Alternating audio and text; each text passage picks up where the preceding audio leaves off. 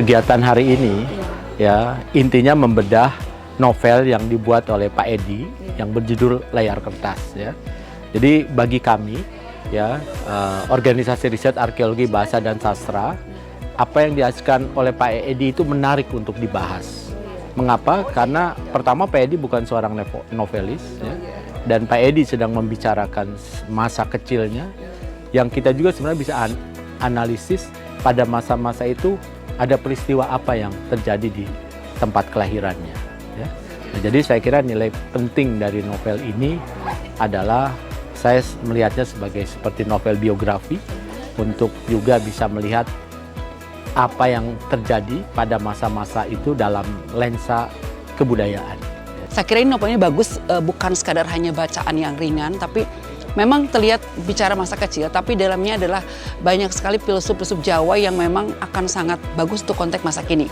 Mungkin ini abad baby boomers ya, tapi saya kira dari kemasan ini akan menjadi konteks yang bagus bagi Gen Z, karena bagaimana dia melihat berbagai kearifan lokal yang di sana, bagaimana kita melihat jati diri, ihwal diri kita di masa lalu. Dan ternyata konteks sekarang rasanya sangat penting. Jadi saya kira ini wajib ya, rasanya harus dibaca juga oleh anak-anak remaja sekarang untuk kembali bahwa memori kolektif bangsa dalam sastra adalah bagian kita melihat diri kita seperti apa kita di masa lalu dan merupakan konteks di masa kini. Jadi harus baca kayaknya itu. Terima kasih ya. Buku ini menjembatani antara masa lalu dan masa kini. Jadi saya membayangkan beberapa tahun ke depan 50-100 buku ini akan menjadi sangat berharga.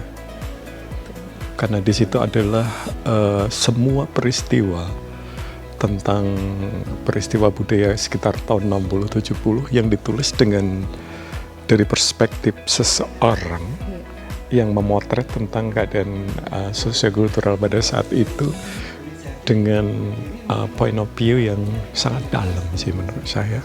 Dan itu sebagai satu memori kolektif akan menjadi sangat berharga dengan kurun waktu tertentu. Harapannya adalah generasi muda dengan membaca buku seperti Layar Kertas itu akan menjadi semacam ruang bermain baru di dunia Gen Z ya tentunya, karena mereka mungkin tidak mengalami masa itu, tapi itu perlu mereka mengetahui bahwa di masa lalu bagaimana tradisi demikian selaras dengan alam.